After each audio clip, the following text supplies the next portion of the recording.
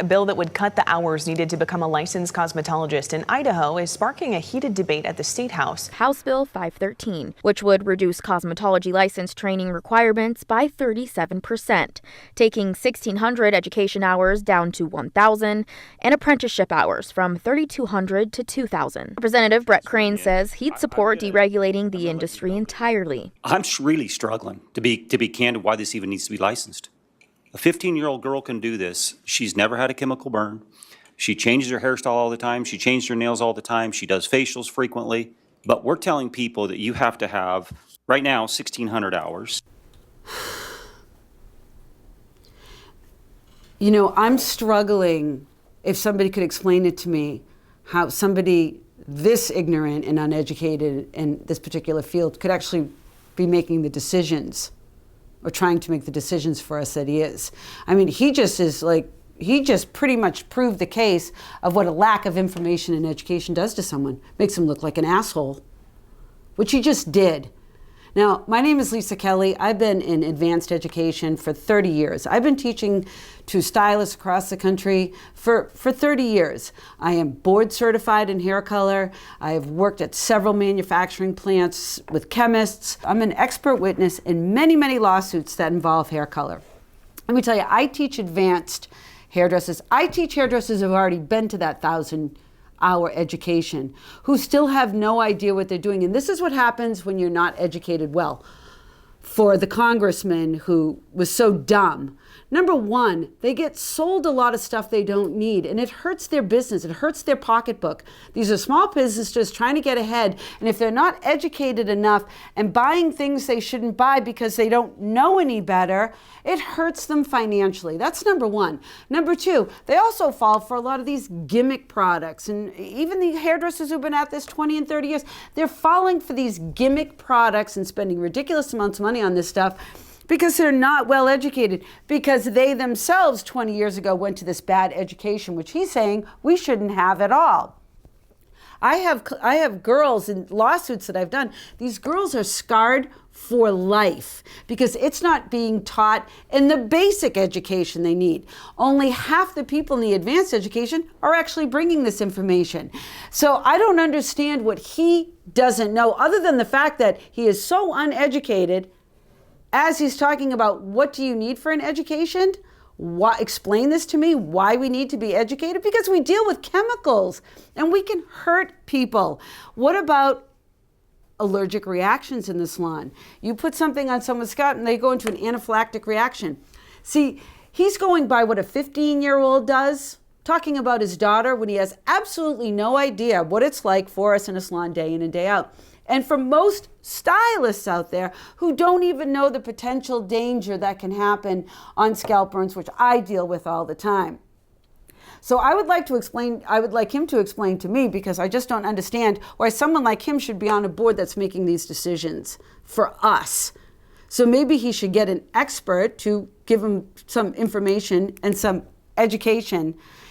I say not only do they need to keep the hours that they're doing, they need to have continuing education to renew their license so they get the information they need, so they're not overspending on junk products because they're not educated in them, not burning anybody, learning the latest and greatest so they can stay at the cutting edge of their business, earn a good living, keep their small businesses going, pay taxes to that state. This guy is ridiculous. I've never seen such stupidity, yet he is downgrading our industry. Like, what do we need knowledge for to do what we're doing? Are you kidding me? With the basic education that they're trying to cut back, the hours that they're trying to cut back, that education is old. They haven't even updated the education that they're giving stylists. Yeah, it's expensive. It's expensive, especially when you're getting poor information that they're getting in that basic class, that basic 1,600 hour, whatever that they want to reduce. I mean, this education should be updated yearly as the climate changes in our industry, because this is the education they're getting is for everything. It's not just about doing hair and doing nails. It's about helping them make business decisions, because when you're a stylist behind the chair or a booth renter, every decision you make, everything you buy is a business decision that you're making. And the more educated you are on these products and how they work, you could be buying two of the same exact thing, but you didn't know it because you weren't educated in it. And you're not going to be a successful business owner because you never had the basic education to begin with. And let me tell you something else. I'll have stylists in a class of mine that have been doing hair for 20, 25 years. And I'll ask a basic question.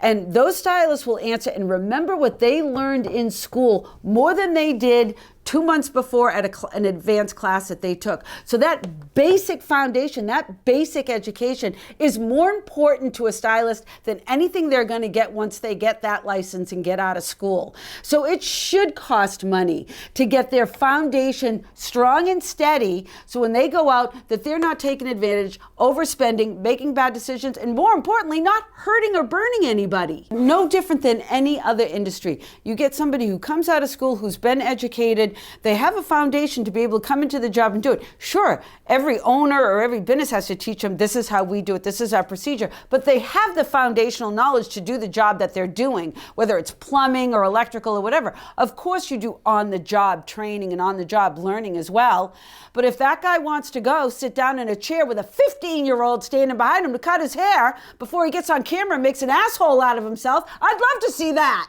Because doing education, advanced education, it's just about cutting hair, or the chemistry, or the formulation. We teach business education. And every salon I've worked with over the years, and they hire new people, the first thing they do is send them to a class.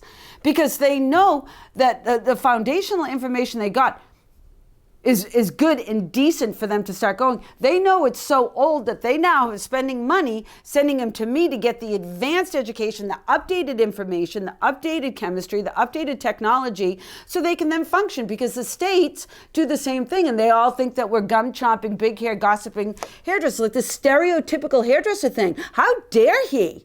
How dare he? I'd love to trade jobs with him. I'll sit up there and start evaluating how much education certain industries need. Well, he can go mix up a color and put it on someone's head. I'll do that any day of the week and twice on Tuesdays if he wants to go at it. So for the woman in the video who was for these changes, and she's the owner of a chain of salons. This is exactly the type of business within our industry that is trying to do away with education. I get it. It is really hard to hire licensed people. It's easier to bring them in and have some sort of training program, put them through a training program for coloring and for cutting and all that, and get them out on the floor. They're doing fast, a lot of walk-in business. I get exactly why she wants to do that, because it's so hard for her and her business to get licensed professionals to come there.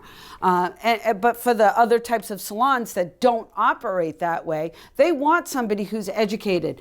I'm all for, doing away with taking a test at the end of your education to get your license.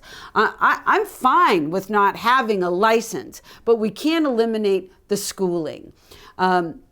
In fact, every single time I do a lawsuit and I see another client who's scarred for life, who had second-degree burns and their hair will never grow back and have to go through surgeries and surgeries, that are literally scarred for life, it just remotivates me to get out and do more education. And for somebody who has no clue that this can happen and how badly it can happen and how bad it destroys somebody's life, and they want to do away with the basic education or minimize it, because you don't have a clue to what goes on in our industry. He's sitting there acting like he has full knowledge because his 15-year-old was painting her nails.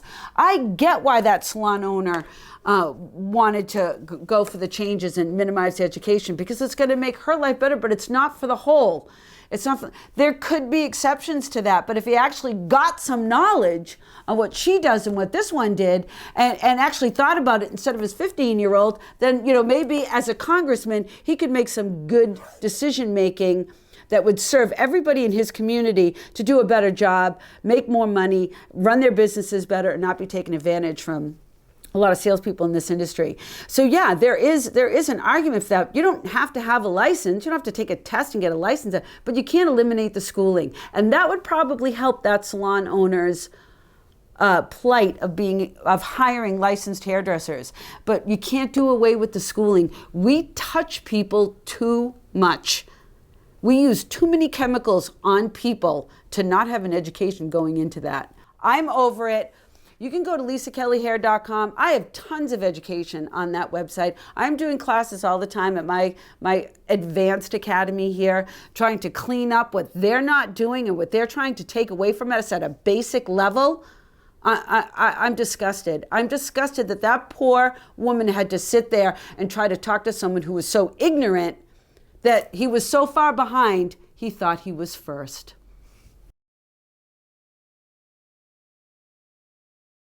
What a jerk! Seriously. Oh, don't even get me started.